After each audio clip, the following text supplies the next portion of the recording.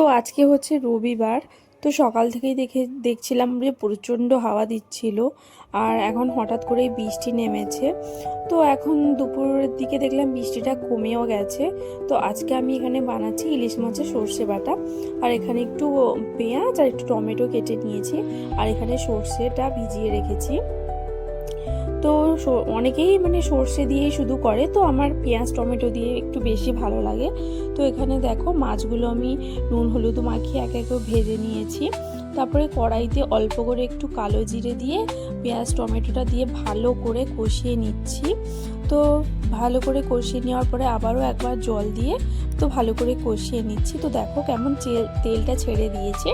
তারপরে এখানে সর্ষে আর পোস্ত বেটে রাখা হয়েছিল, তো ওটাই দিয়ে দিচ্ছি।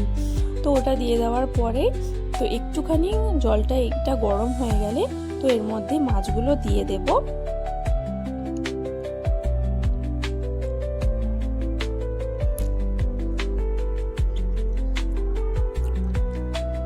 তো এখন এর মধ্যে মাছগুলো দেওয়া হয়ে গেছে আমার। তো এবার একটু অল্প আঁচে ভালো করে একটু ফুটিয়ে নেব।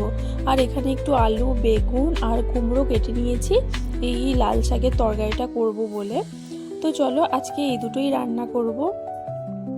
তো তারপরে রান্না করতে করতে আমার একটা ডেলিভারি এসছে এই কিট্টুর জন্য, উইদাউট সুগারের কর্নফ্লেক্স আর এই রাগি পাউডারটা। তো চলো ভিডিওটা এখানেই শেষ করছি, টাটা।